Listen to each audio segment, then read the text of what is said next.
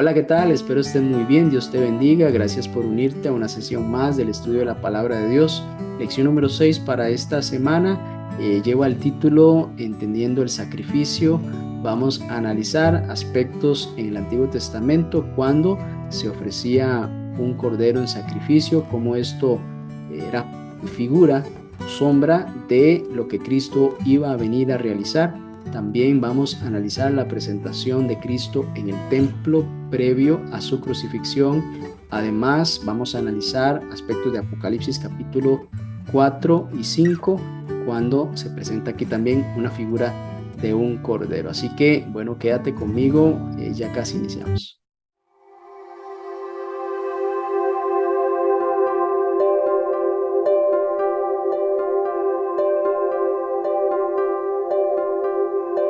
Bien, gracias por acompañarme. Iniciemos con una oración. Muchas gracias, Dios Padre, por permitirnos estudiar tu palabra. Que tu Santo Espíritu nos guíe para discernir mejor el sacrificio de Cristo en favor de nosotros. Te lo rogamos en el nombre de Jesús. Amén. Bien, el texto para memorizar de esta semana lo encontramos en Apocalipsis capítulo 5 y versículo 9. Importante visión tiene aquí el apóstol Juan. Esta escena es impresionante.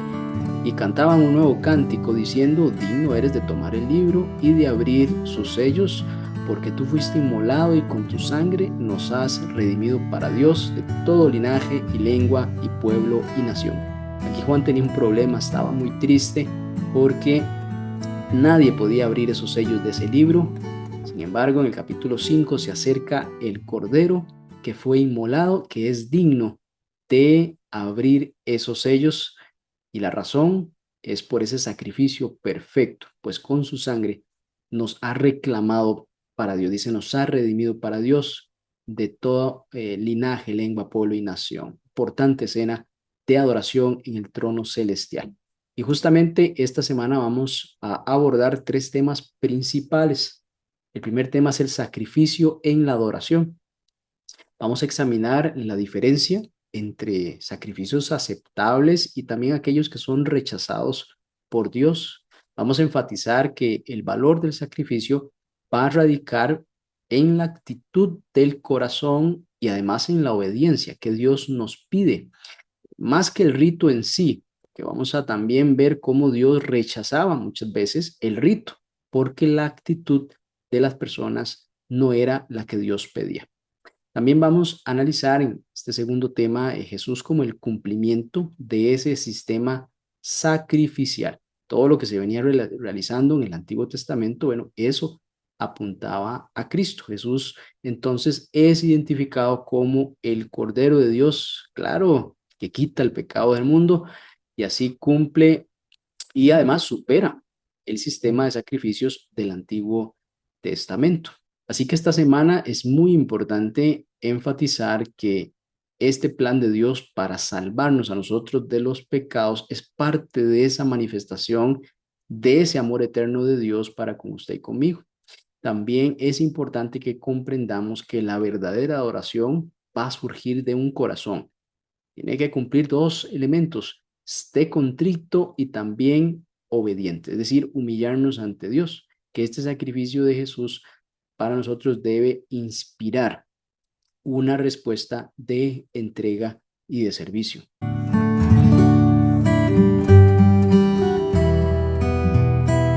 ¿Pueden ser inútiles los sacrificios? Es interesante esta pregunta porque pareciera que un sacrificio requiere de un esfuerzo. Bueno, desde la perspectiva bíblica, pues sí, Dios nos dice que un sacrificio puede llegar a ser inútil. En Isaías capítulo 1, versículos 2 al 15, hay un reclamo que Dios le hace a su pueblo porque se han portado muy mal. Dios los ha beneficiado muchas veces.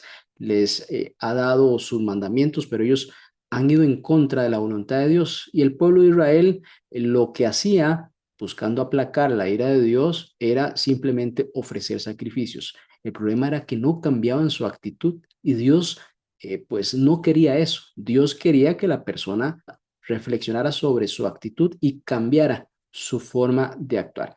Pero los dirigentes del pueblo de Israel, el pueblo, quería resumir su mala acción ofreciendo sacrificio, derramando sangre de animales inocentes, buscando como si Dios fuese un Dios pagano que con esa acción ya iba a estar complacido y pues todo iba a seguir normal. Sin embargo, Dios no quería ese sacrificio únicamente.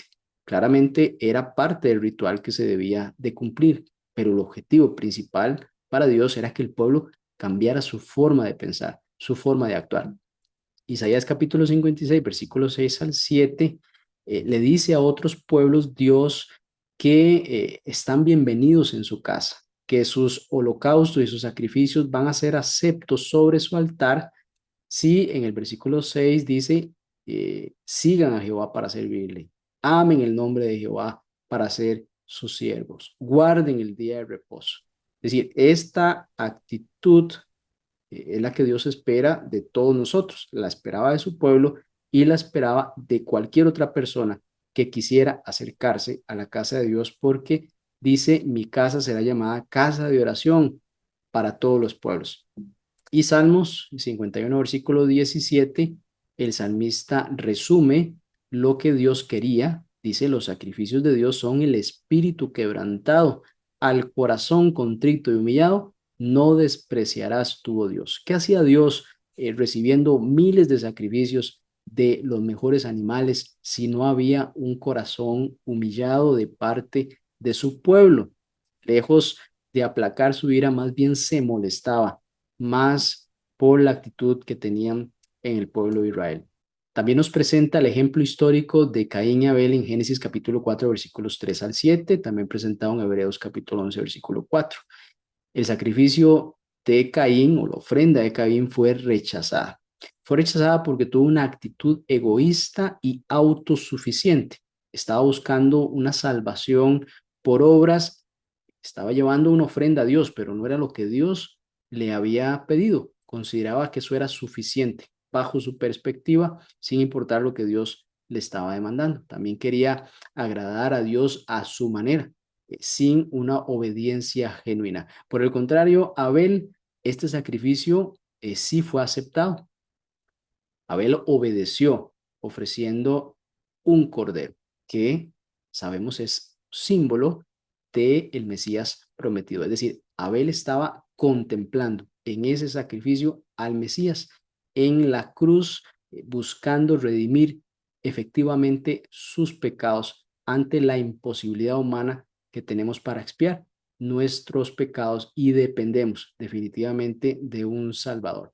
Así que en esta lección, basado en este ejemplo de el reclamo que hace Dios a su pueblo y el ejemplo también de Caín y Abel, podemos comprender cómo Dios no acepta rituales que son vacíos, que no llevan un corazón obediente y que no está rendido a la voluntad de Dios.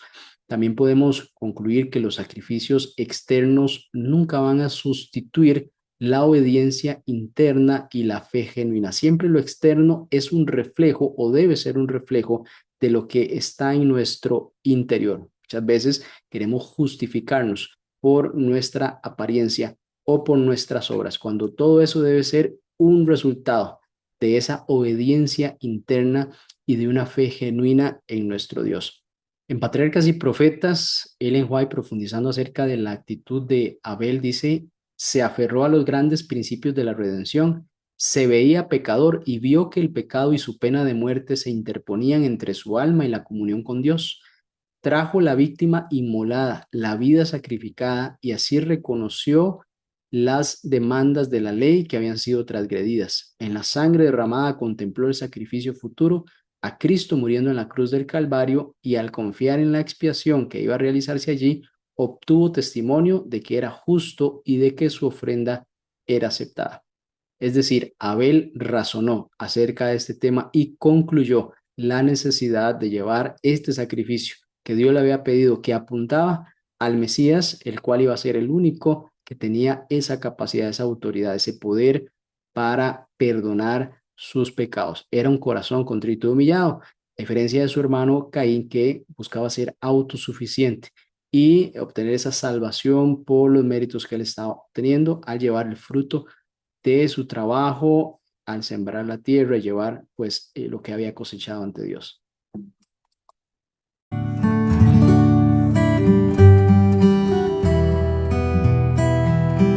Hebreos capítulo 10, versículos 3 al 6 hace una declaración importante apuntando a todos esos sacrificios que se hacían en el Antiguo Testamento.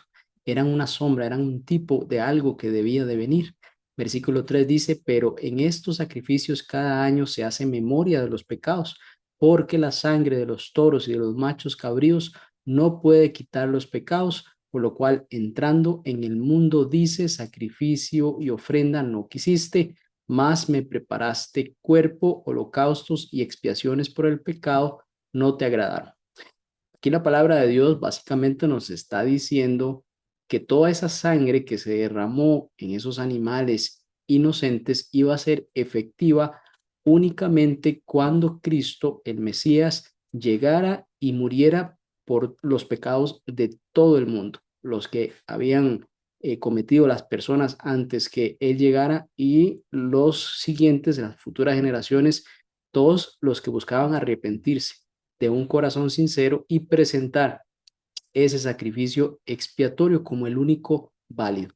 Antes, las personas perfilando a Cristo ofrecían esos sacrificios con estos animalitos, pero los animalitos en sí no tenían la capacidad, la potestad o la autoridad de perdonar pecados. Era un símbolo únicamente que Dios consideraba efectivo también si la persona se arrepentía de corazón y buscaba cambiar su actitud. Y es importante señalar que este sacrificio que se hacía de estos animalitos era cruel y injusto. Realmente yo no me imagino sacrificando a una ovejita inocente, a un corderito inocente por mis pecados. Era un momento pues traumático para claramente la ovejita que iba a morir y la persona que ofrecía ese animal en sacrificio. Sin embargo, esto era también intencional. La crueldad de la muerte de Cristo refleja el horror del pecado. Cristo fue crucificado siendo él inocente. Murió por los culpables. ¿Cómo lo simbolizan estos sacrificios de estos animales que eran inocentes? Y el culpable traía ofreciendo este animal, este sacrificio, para el perdón de los pecados o para expiación de su maldad. En Hebreos capítulo 10, versículo 3 al 10, como lo vimos, estos sacrificios no podían quitar el pecado definitivamente. Eran sombras del único eficaz, el único sacrificio que podía ser eficaz, que fue el de Cristo. Cuando Jesús fue ofrecido una vez y para siempre. Eso es muy importante. Cristo ya cumplió con ese sacrificio. Bueno, ¿y por qué? Podríamos hacernos la pregunta, ¿por qué se ofrecían sacrificios si no salvaban? No era tal vez únicamente la fe perfilada en el futuro y decir yo creo en ese Mesías que va a perdonar mis pecados. Bueno, esa manifestación de fe se reflejaba en el sacrificio, es decir, había un acto de fe manifestado en este simbolismo al sacrificar un animal inocente. A esto se le llaman tipos proféticos. Anunciaban la venida de un Mesías y hacían reflexionar en la muerte de el inocente, en este caso Cristo, inocente, cargó con nuestras culpas, el animalito inocente iba a expiar en simbolismo los pecados de estas personas. Eran actos de fe, podemos definirlo así, anticipando la salvación futura por medio de Cristo Jesús. Aquí la lección nos hace una ilustración de el boleto de un viaje. El sacrificio animal es como ese boleto, no es el viaje en sí, es como cuando usted compra un boleto para poder viajar a algún lugar. Una vez que se realiza el viaje, Cristo muere y resucita y el boleto, el sacrificio que es simbólico, ya no es necesario. Es decir, es una forma de llegar a cumplir un objetivo. En este caso, esa forma apuntaba a Cristo, ese objetivo final.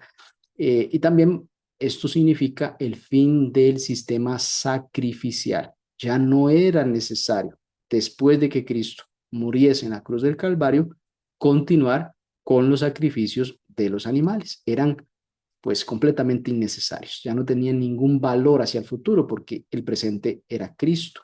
Por eso mismo, cuando Cristo murió, estaba en la cruz el velo que separaba el lugar santo del lugar santísimo del templo, se rasgó de inicio a fin haciendo alusión pues que ya no se requería más todos estos rituales que estaban siendo realizados en el templo como habían sido instituidos desde el tiempo de Moisés. Esto según Marcos capítulo 15, versículo 38.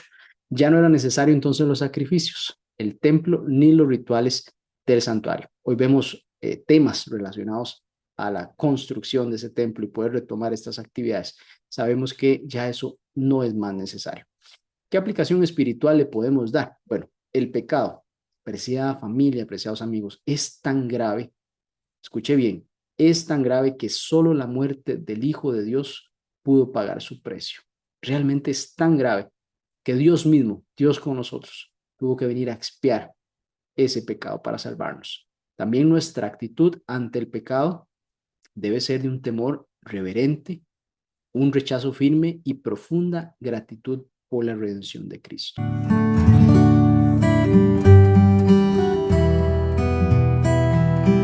Viendo la figura de este cordero que expiaba los pecados en el Antiguo Testamento como un símbolo, Isaías capítulo 53, versículos 7 al 8, le asigna este calificativo, este tipo ahora lo presenta como el antitipo, al decir, angustiado él y afligido no abrió su boca, como cordero fue llevado al matadero, y como oveja delante de sus trasquiladores, enmudeció y no abrió su boca. Aquí toma sentido que va a venir uno y va a representar de forma efectiva todos estos sacrificios que se realizaron perfilando hacia el futuro. En ese futuro estará el Mesías. Isaías 53 perfila a ese cordero que iba a ser llevado al matadero y también nos muestra la actitud que iba a tener Cristo. No abrió su boca, enmudeció, fue humilde ante lo que estaba ocurriendo y cargó sus culpas y las mías en la cruz del Calvario. Podemos ver cómo Jesús es llamado además más de 30 veces como el Cordero en el libro de Apocalipsis. Es interesante cómo el libro de Apocalipsis busca sintetizar esta referencia o este significado de todos esos sacrificios en la persona de Cristo. Desde el comienzo, el Cordero fue símbolo de el Mesías verdadero. Si nos vamos a la historia de Caín y Abel, Abel ofreció de los primerizos de sus ovejas, según Génesis capítulo 4 y versículo 4. También cuando el pueblo estuvo en Egipto, Israel debía redimir el primogénito sacrificando un cordero sin defecto. Esto según Éxodo capítulo 12 y versículo 5. Esa expresión sin defecto es sin mancha, así como Cristo era perfecto, no tenía ninguna mancha. Es decir, ese cordero sin defecto significa Cristo perfecto, Cristo sin mancha, sin haber cometido pecado. También vemos cómo algunos pasajes bíblicos enseñan sobre Jesús como el cordero pascual en celebración de esta fiesta de la Pascua en el cual se sacrificaba un cordero. Éxodo capítulo 12, versículo 1 al 11 nos habla claramente de esto. El cordero pascual debía ser perfecto, no podía tener algún defecto físico y su sangre protegía de la muerte. Así como Cristo nos salva a nosotros de la muerte eterna al darnos vida eterna por medio de su sacrificio, esta representación que estaba en Éxodo capítulo 12 también la cumple Cristo. Como vimos también en Isaías capítulo 53, se le llama también el siervo sufriente. Fue llevado al matadero como cordero sin protestar. Así hacían estos animalitos. Iban ahí en fila, pues sin derecho a reclamar, sin derecho a protestar, sino que iban directo al matadero a cumplir una misión. Algo como mencionamos anteriormente, cruel e injusto, pero así también fue la muerte de Cristo. Primera Corintios capítulo 5, versículo 7 dice, Cristo, nuestro Cordero Pascual, ha sido sacrificado por nosotros. Esto en el pueblo de Israel tenía un significado muy importante, celebrar la Pascua. Y ahora que Cristo significaba ese cordero que se celebraba en la Pascua es nuestro cordero pascual, cambiaba completamente el significado de las cosas. Pues dice, ha sido sacrificado por nosotros. También en Apocalipsis capítulo 5 versículo 6 justamente ahí en la adoración, en el trono celestial, donde está el Señor sentado en un trono y llega el Cordero. Aquí dice que el Cordero fue inmolado y también es digno de abrir el libro por ese sacrificio perfecto que hizo en la tierra. ¿Qué enseñanza espiritual podemos obtener de esta parte de la lección? Bueno, recuerde, Jesús es el sacrificio pascual y además es el sacrificio pascual perfecto, es decir, es la ofrenda perfecta para Dios con el cual usted y yo nos podemos presentar. Otro aspecto que la lección nos menciona es que Cristo es el postrer Adán. Todo lo que nosotros perdimos, lo que Adán no pudo lograr, él fue doblegado por el pecado, por la tentación, cuando falló ahí en el jardín del Edén. Nosotros también heredamos eso y pues no pudimos obedecer la ley de Dios. Cristo vino a obedecer la ley de Dios y a cumplir con lo que Dios nos pedía a nosotros. Por eso se define a Cristo también como el postrer Adán. Todo lo que nosotros debimos haber vivido en santidad y obediencia, bueno, aquí Cristo vino a vivirlo y también a cumplir la exigencia de la ley de Dios. Además, quisiera llevarles con algunos paralelos entre Jesús y el Cordero Pascual, una comparación entre el Cordero que se sacrificaba en la fiesta pascual y Jesús. Bueno, el Cordero debía ser, recordemos, sin defecto, también debía ser escogido y expuesto públicamente antes de su sacrificio. Es decir, todos debían de mirar y pues ver al Cordero que iba a ser sacrificado.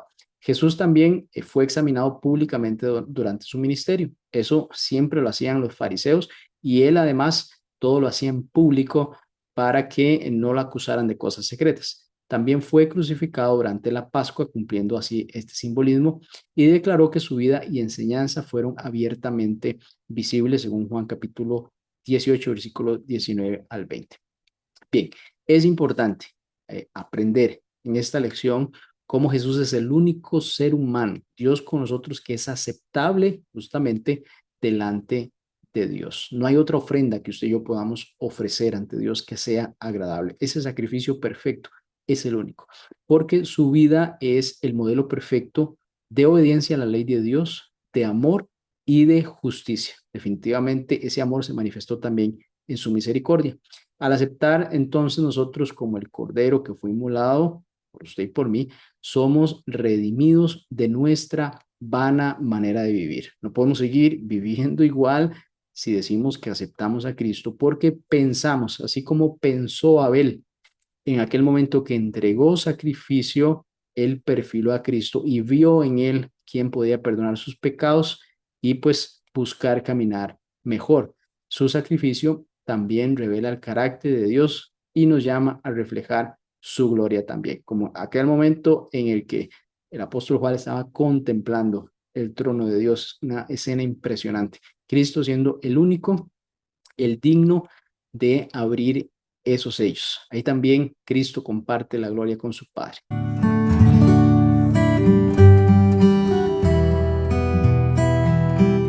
Dios siempre ha buscado acercarse a los seres humanos. Sin embargo, el salmista en el Salmo capítulo 5, versículo 4, dice cuál es nuestro problema. El malo no habitará junto a ti. Nosotros somos pecadores. El pecado no puede habitar donde está Dios. Así que eso automáticamente nos aleja de Dios. Sin embargo, también Dios, a pesar de esto, busca tener comunión con nosotros. El Salmo capítulo 5, versículo 7 dice que David entra al templo gracias al amor constante de Dios. Es decir, esa cercanía que podemos obtener con Dios es por medio de su gracia, por medio de la manifestación de su amor. Y poder acercarnos a Dios, hemos visto que lo logramos a través de Jesús, quien ahora, basado en una profecía del libro de Ageo, se manifiesta en el segundo templo como Dios con nosotros. Para eso tenemos que recordar en el primer templo, cuando Salomón lo construyó, llegó un momento en que la gloria o la manifestación de Dios se presentó en ese templo. Dice que se llenó de humo la habitación y los sacerdotes no pudieron estar allí. Ese era el primer templo.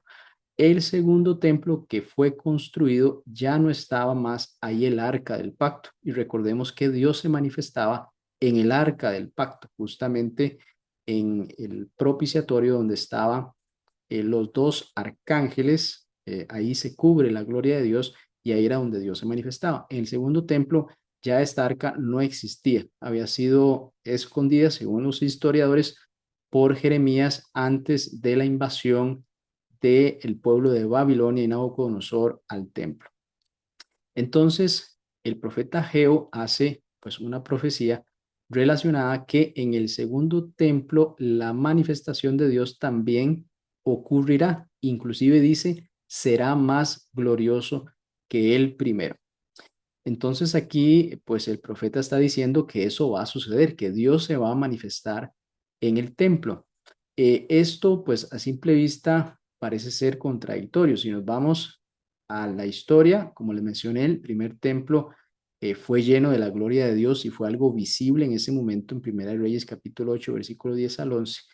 Pero en el segundo templo, pues al carecer el arca de la alianza y de la gloria visible, entonces no hubo esa manifestación sobrenatural en su dedicación. Parecía entonces, alguien pudo haber concluido que Ageo no había dado una profecía certera.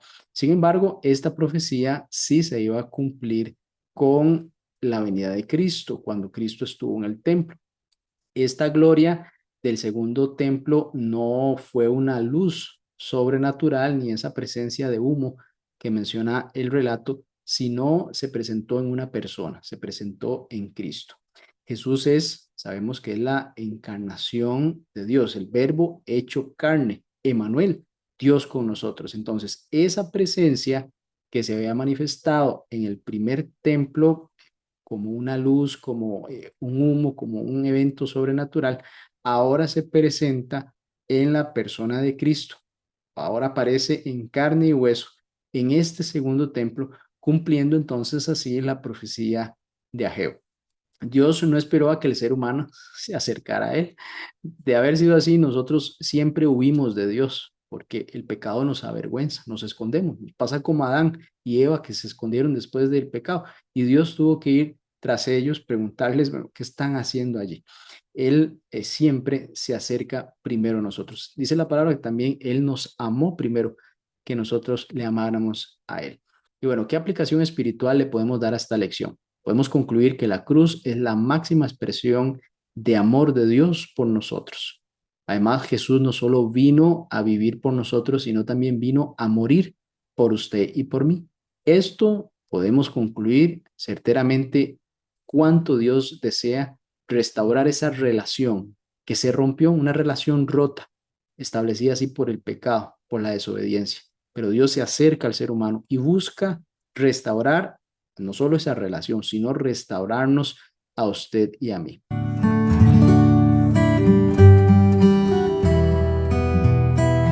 Las visiones del trono de Dios que se presentan en el libro de Isaías, también en Apocalipsis, revelan algo significativo, la santidad de Dios, pero también nuestra indignidad y la necesidad absoluta que tenemos usted y yo del sacrificio de Cristo para poder tener acceso a esa presencia, a esa santidad de Dios. Cristo es el que nos puede acercar a ese trono celestial.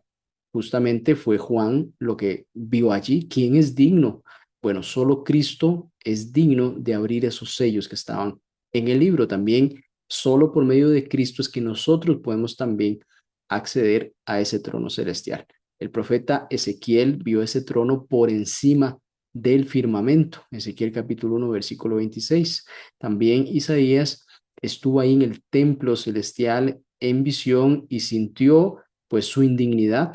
Yo siendo un hombre inmundo de labios, ha contemplado al Santo, a Dios Todopoderoso en su santidad. También Juan vio el trono de Dios en detalle, pues más detalles se mostraron ahí en lo que hemos estado pues estudiando un poco entre Apocalipsis capítulo 4 y versículo 5.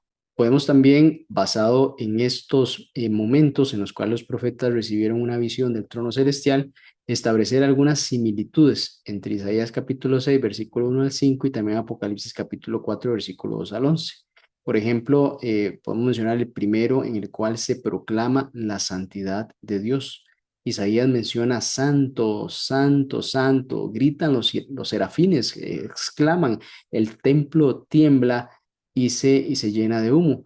Y en este caso, en la visión del profeta Juan, los seres vivientes proclaman lo mismo ante el trono celestial. Es decir, si hay una característica bastante significativa de Dios y donde Él está es su santidad. Por eso ningún ser humano puede estar allí sin ser consumido por la presencia de Dios, ya que pues nosotros tenemos el pecado y por eso necesitamos expiar ese pecado por medio de la sangre de Cristo Jesús. También otra característica, la primera es básicamente la santidad de Dios y la segunda, esa reacción que tiene el profeta ante ese evento impresionante. Isaías definitivamente se sintió indigno. Hombre de labios impuros. Otra versión dice, hombre de labios inmundos, que ha visto a Dios. También Juan tuvo otra reacción, él llora porque nadie es digno de abrir el libro, en Apocalipsis capítulo 5 versículo 4. Es decir, el estar en la presencia de Dios para estos profetas fueron eventos pues bastante significativos. Piense que ahí es estar adorando a Dios en presencia de Dios. Nosotros adoramos aquí en la tierra, pues no estamos viendo el trono, no estamos visualizando en materia como lo están haciendo los profetas. Por eso este fue el impacto impresionante que tuvieron ellos. Nosotros, pues, podemos imaginarnos algunos aspectos del trono de Dios, pero ellos vieron en complejidad y en detalle o ese lugar donde Dios es adorado. Hay unas verdades que se revelan en ambas visiones, como mencionamos. Bueno, hay tres características de Dios aquí. Dios es santo, Dios es glorioso y Dios es majestuoso.